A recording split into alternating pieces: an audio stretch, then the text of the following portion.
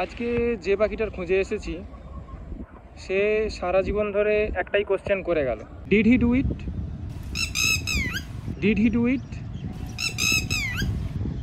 Did he do what, সেটাই আজকে আমরা জানার চেষ্টা করব। এদের এই ডাকের কারণেই এদের নাম ডিড হি ডু ইট বা রেড ওয়াটেলড ল্যাপুইং। এরা ওয়েডার গ্রুপের পাখি। অন্য ওয়েডারদের মতোই নদীর আশেপাশে বা জলের আশেপাশের মাঠে ঘাটে ঘাস জমিতে এদের দেখা যায়। লম্বা পা, বাদামি বডি, গলা ও বুকে কালো দাগ, আর নাম অনুযায়ী লাল রঙের ওয়াটেল ঠোঁট ও চোখ, তাই মনে হয় যেন চশমা পরে আছে। বেশ অ্যাট্রাকটিভ পাখি আর খুব অ্যালার্টও। দিনে রাতে সবসময়ই এরা খুব অ্যালার্ট থাকে। তাই জঙ্গলের মধ্যে কোনো মুভমেন্ট হলে এদের ডাকে আশেপাশের অন্য পাখিরা সতর্ক হয়ে যেতে পারে। তাই হান্টাররা এদের এককালে খুব অপছন্দ করত। জেনারেলি একটা দুটো পাখি ঘুরে বেড়ায়, কখনো ছোট দলও তৈরি করে ঘুরে বেড়ায়। মাটি থেকে খুঁটে খুঁটে পোকামাকড় এসব ধরে খায়।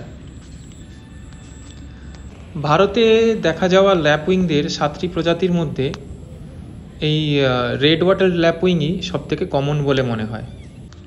গোটা ইন্ডিয়ান সাবকন্টিনেন্ট জুড়েই এদের দেখা যায়। এমনকি শহরের ভেতরের পার্ক থেকে শুরু করে চাষের জমি, গভীর জঙ্গলের মধ্যে খোলা জায়গা পর্যন্ত সব জায়গাতেই এরা সমান কমফোর্টেবল। দেখতে স্মার্ট হলেও কাজে এরা প্রচণ্ড লেজি।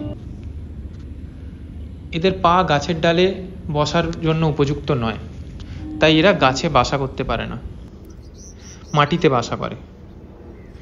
কিন্তু সেই বাসার পেছনেও কোনো কষ্ট করতে রাজি নয়। খোলা জমির ওপরেই ডিম পেড়ে দেয়।